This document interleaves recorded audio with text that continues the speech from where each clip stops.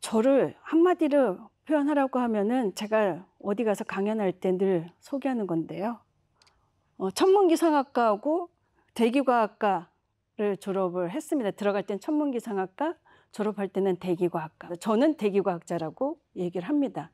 대기과학자라고 이야기하게 된 배경에는 과거에는 우리가 관측만을 통해서 미래를 내다보는 시절이 있었어요. 그래서 그때는 미티오롤러지라고 해서 기상학, 기상학자 이렇게 했던 때가 있는데 컴퓨터를 활용하고 각종 관측 장비들, 첨단 장비들을 활용하면서 대기과학이라는 것으로 바뀌었기 때문에 저는 대기과학자라고 불리기를 원하지만 저도 저를 지칭할 때 그냥 기상학자라고 할 때도 있습니다.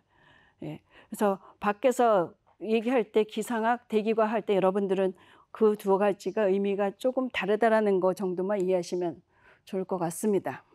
대기과학자인 제가 슈퍼컴퓨터를 가지고 어떤 일을 했는지를 잠깐 소개해드리면 3호기를 가지고 했었던 일이 그 최적화를 통해서 우리가 계산할 수 있는 시간을 줄이는 42분 걸리던 것을 목표치 3분으로 했는데 7분 달성했었던 이런 일들을 했었습니다. 그리고 또 다른 하나는 전지구 모델이라는 것을 활용하다 보면 지역으로 들어가야 되는 것들이 굉장히 어렵습니다. 그래서 그것을 저희가 다운스케일링이라고 해서 해상도를 이렇게 범위를 좁혀가는 일을 하는데 그런 연구를 했었고 96년 이후로는 초고성능 컴퓨팅 서비스의 시뮬레이션 모델링, 비주얼리제이션이라고 이렇게 나눠놨는데 그 일이 저의 장기였었고 관심사고 앞으로도 계속 하고 싶은 일이 됩니다. 여기 기상학과 출신 빼고 기상과 기후를 구분하실 수 있는 분 혹시 있으십니까? 기상과 기후를 이렇게 구분할 수 있습니다. 오늘 입을 옷을 결정하는 건 기상이에요. 웨더.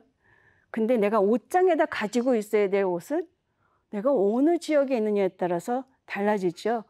제가 더운 지방에 있으면은 여름 옷만 갖고 있으면 되고 추운 지방에 있으면 추운 것을 대비하는 옷을 갖고 있는. 그래서 웨더와 그 클라이밋이라고 얘기하는 것은 오늘 입을 옷을 갖느냐, 옷장에 보관할 옷을 정하느냐로 비교할 수도 있고요. 기상학적으로 하면은 대기 상태의 짧은 시간에서 오늘 내일 날씨가 어떻게 변한다라고 해서 여러분들 뉴스나 방송에서 많이 볼 수 있는 게 기상에 관한 거고, 기후는 대기 행동의 긴 시간 공간이고요. 평균 30년을 얘기합니다. 30년 평균값으로 얘기를 합니다. 그래서 기상, 기후, 기후변화 굉장히 우리가 많이 듣는 이야기들이에요. 그 다음에 기후변동, 기후변화는 어떻게 차이가 나는가. 평균 상태로 돌아오는 것을 기후변동이라고 얘기하는데 그런 평균값으로 돌아오지 않을 때 우리가 그것을 기후변화라고 얘기를 합니다. 지금 평균으로 돌아오지 않고 계속 변화하는 과정이 있기 때문에 우리는 기후변화에서 기후위기라는 이야기까지도 이제 하고 있죠.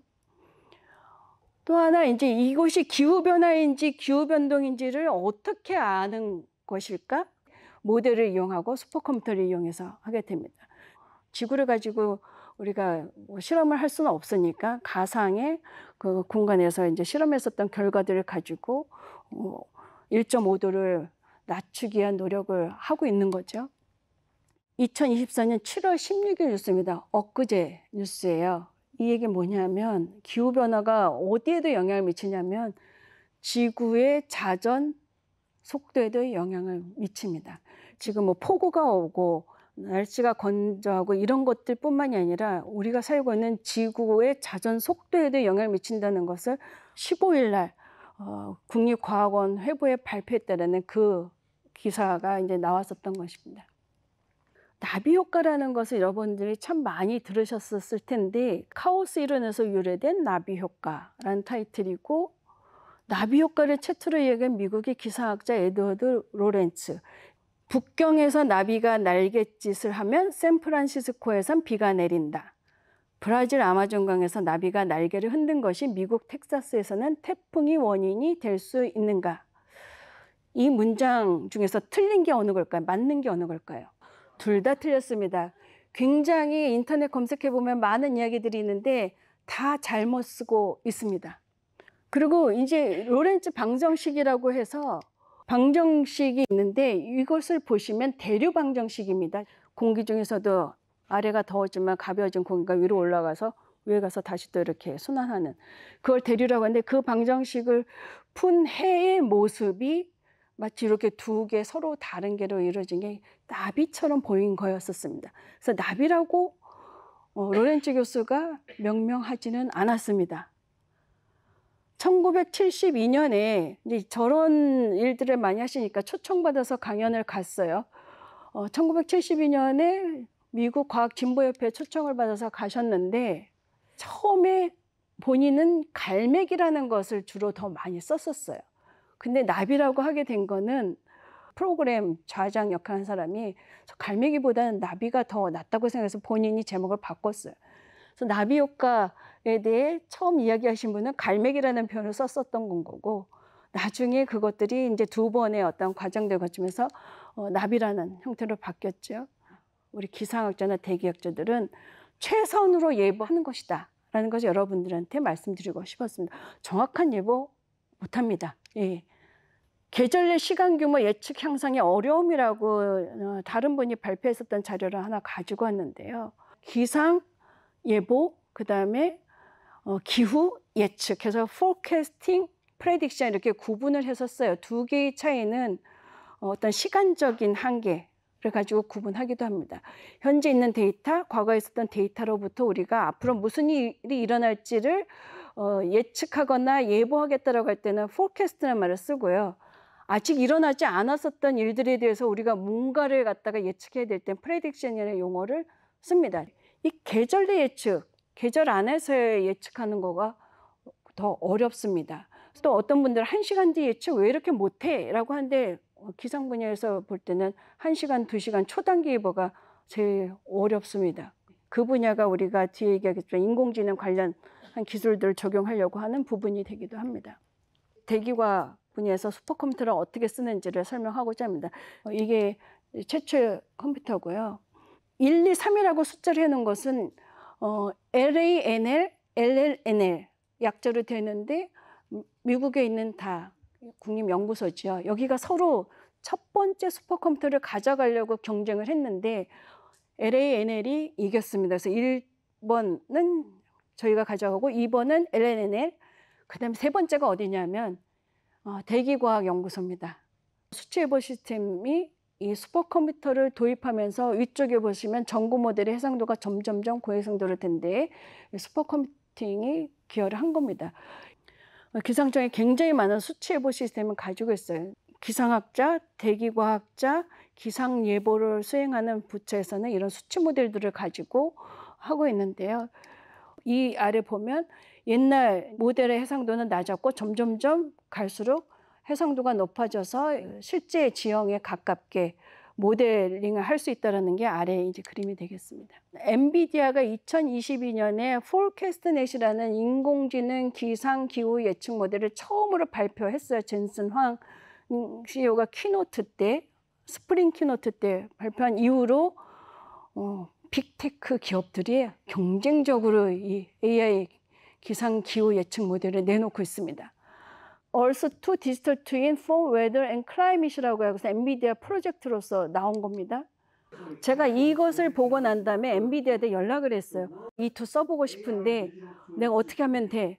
그랬더니 CEO만 알지 실무자가 아무도 모르는 거를 이때 발표를 했답니다. 우리가 그동안 키스트에서 어떤 프로젝트를 했었는지에 대한 얘기들이 쭉 담아 있습니다. 그래서 우리가 슈퍼 태풍에 대한 대비도 해야 된다는 거, 산불에 대한 발생 피해가 점점 기후변화에서 증가하고 있다는 게 이제 태풍과 산불에 대한 연구가 굉장히 중요하다라는 그 이야기들을 썼고요. 국가에서도 지금 국가연구개발 중장기 투자전략 비전 체계되는 재난안전 환경 문제로서 이제 산불을 포함을 하고 있습니다.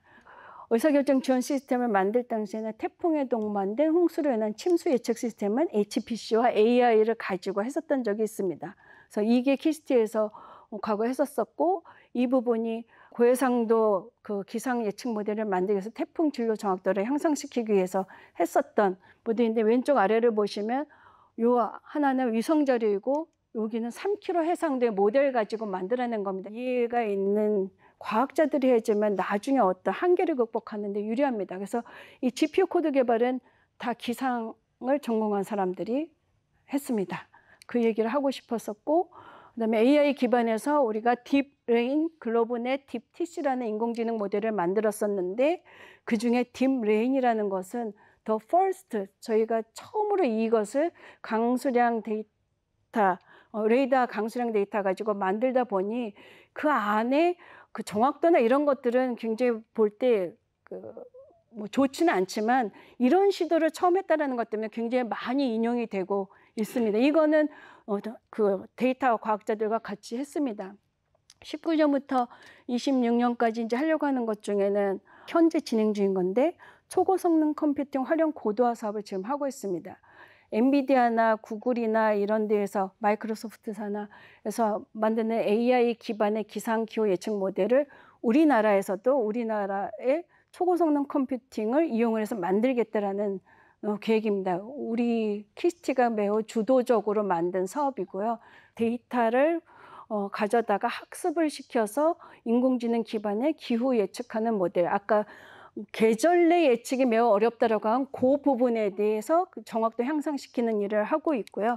거기에 키스티는 전산 자원을 제공하는 거, 그다음에 과학자들이 만든 코드를 병렬 최적화하는 파트를 맡고 있습니다.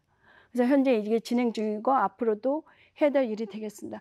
이 그림을 만들고 싶습니다. 일단은 산불 현장에 투입된 소방관들이 위험하지 않게끔 필요한 정보, 이동 경로를 찍으면 거기에 안전한 대피로를 추천해서 이동 경로를 찾아갈 수 있게끔 하는 건데, 이거는 소방관님들하고 인터뷰하는 중에 이런 것도 다 좋은데 우린 제일 걱정이 산불 현장에 들어가면 바람이 어디로 불 것인지에 대한 게 제일 중요하다라고 해서 그 바람 정확도 향상하는 거에 HPC AI를 활용을 해서 제공을 하려고 합니다. 그게 제가 앞으로 하려고 하는 일이기도 하고 제가 못하면 여러분들이 해주시기를 바라는 일이기도 합니다.